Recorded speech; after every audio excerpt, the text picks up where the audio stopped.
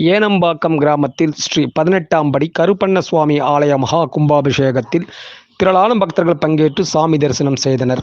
திருவள்ளூர் மாவட்டம் பெரியபாளையம் அருகே ஏனம்பாக்கம் கிராமத்தில் புதிதாக ஸ்ரீ 18ஆம் படி கருப்பண்ணசுவாமியின் 21 அடி சிலை ஆலய அஷ்டபந்தன மகா கும்பாபிஷேகம் வெகு விமர்சையாக நடைபெற்றது.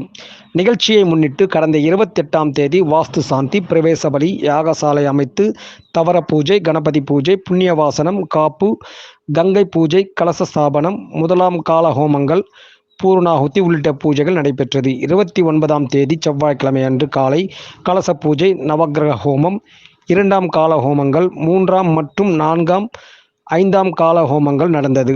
இதனைத் தொடர்ந்து 30ஆம் தேதி காலை 9 மணி அளவில் ஆலயம் அருகே அமைக்கப்பட்ட யாக குண்டத்தில் வைத்து பூஜிக்கப்பட்ட புனித நீர் அடங்கிய கலசங்களை நாகராஜ ஐயர் தலைமையில் கொண்ட ஐயர்கள் கலசங்களை தலையில் சுமந்து மேளதாளங்கள் முழங்க கோவில் சுற்றி வலம் வந்து ஸ்ரீ 18ஆம் படி கருப்பண்ணசுவாமி 21 அடி சிலைக்கு பரிவார தெய்வங்களுக்கும் புனித நீர் ஊற்றி மகா கும்பாபிஷேகம் நடத்தி வைத்து அங்கு வந்திருந்த திரளான பக்தர்கள் மீது புனித நீர் தெளிக்கப்பட்டது.